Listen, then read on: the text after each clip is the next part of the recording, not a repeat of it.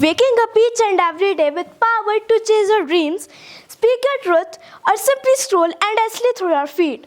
No curfews, no trends, just pure freedom. A hard gift won by generation before us. But today, I ask, are we using it wisely? We will celebrate it in India since Independence Day 1947, when millions broke free from colonial chain. But pause and reflect with me today. Are we using our freedom wisely? Freedom is one of the most precious gifts we have. It is a raw power of choice. Let's vote for the leaders who shape our future, express opinions that spark change, and pursue passions that light our souls. Yet, in this age of smartphones, 24/7 connectivities, many squander it. Scroll it through Instagram and you will see rage-fueled arguments dividing friends. Being Netflix marathon steal time for books or loved ones. Impulse shopping racks up debts chasing fleeting joys. Are we architects of our destiny or just passengers drifting aimlessly?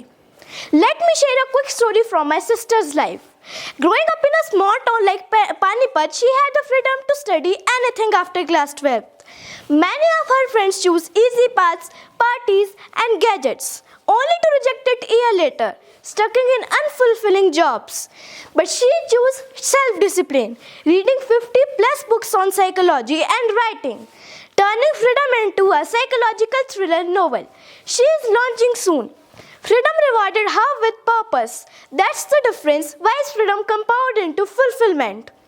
History echoes this. Consider our freedom fighters. Like Bhagat Singh didn't just demand liberty. He used this wisely to ignite a revolution through ideas, not chaos.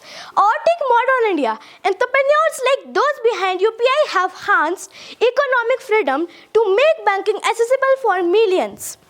Data from recent surveys shows India's digital economy booming with over 800 million internet data users. But at the flip side, the same fuels cybercrimes, fake news spreading like wildfire during elections, and youth mental health crisis from social media overload, averaging 3-4 hours daily for per studies. Globally, think of Malala using free speech for girls' education champions. Admit threats, but misuse, it backfires. So what does wise freedom look like? It is intentional. Ask yourself, does this action build me up or break me down? Does this uplift my community? In Haryana's vibrant culture, think of our wrestlers training relentlessly. We see it. Freedom to dream big, challenged into Olympic gold.